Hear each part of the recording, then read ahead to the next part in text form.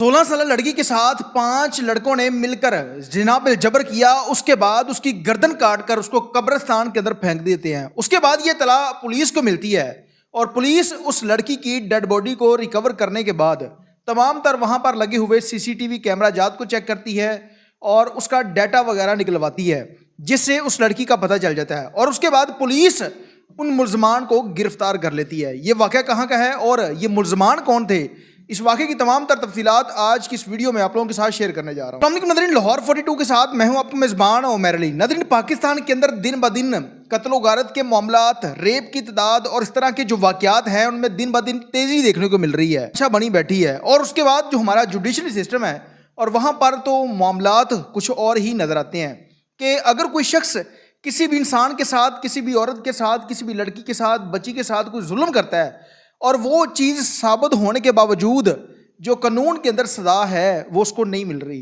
इसके पीछे रीज़न क्या है कि अगर एक शख्स किसी लड़की के साथ, किसी बच्ची के साथ दरिंदगी करता है और वो साबित हो जाती है, उसके बाद जो कानून के अंदर सज़ा बनती है उसकी, वो उसको क्यों नहीं मिलती? इसके पीछे रीज़न क्या है? अब ये जो वाक़या रूनुमा हुआ है, ये लाहौर का इलाका भगवानपुरा है, जहाँ पर ये अफसोसनाक वाक़या रूनुमा हुआ है। इसमें एक 15 से 16 साल बच्ची है जिसको 5 मुल्ज़मान ने दरिंदगी का निशाना बनाने के बाद उसका गला काट कर उसको कत्ल कर दिया और कत्ल करने के बाद उसकी डेड बॉडी को खुद ही कब्रिस्तान छोड़कर आते हैं।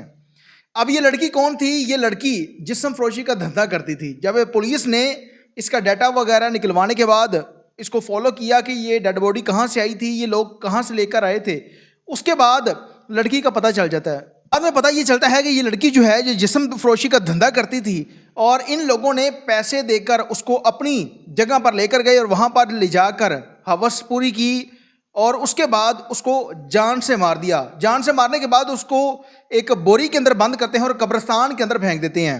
अब जब पुलिस ने उस डेड बॉडी को रिकवर किया, उसका पोस्टमार्टम करवाया, तो पता ये चलता है कि ये लड़की जो है ये नशा करती थी, एडिक्ट थी, नशा करती थी। उसके बाद उन तमाम मुल्ज़मान का पता चला जाता है और पुलिस बिलाखिर उन तमाम मुल्ज़मान तक पहुंच जाती है और पुलिस 5 मुल्ज़मान को गिरफ्तार करती है। और जब गिरफ्तारी के बाद उन लोगों को शामिल तफ्तीश किया जाता है तो पता चलता है कि ये लोग भी नशे के आदी थे और उस लड़की को पैसे देकर लेकर आए थे। और उसके बाद जब इन लोगों ने हवस पूरी की उसके बाद उसको कत्ल कर देते हैं और कत्ल करने के बाद उस डेड बॉडी को छुपाने के लिए इनको जब कोई जगह नहीं मिलती तो फिर ये कब्रिस्तान के अंदर उस डेड बॉडी को फेंकते हैं और वहाँ से फरार हो जाते हैं। और दिन के टाइम जब लोग फातिहानी के लिए कब्रिस्तान गए, उन्होंने देखा कि एक लड़की जिसकी डेड बॉडी कब्रिस्तान के अंदर पड़ी हुई है और उस लड़की की उम्र तकरीबन जो है वो 15 से 16 साल बताई जा रही है। बाद ये इतला पुलिस को मिलती है, पुलिस मौके पर पहुंचती है। तमाम तर फॉरेंसिक की टीमें वकूवे का जायजा लेने के बाद इस डेड बॉडी को तहवील में लेकर मुतल्लिका अस्पताल पहुँचाते हैं और इस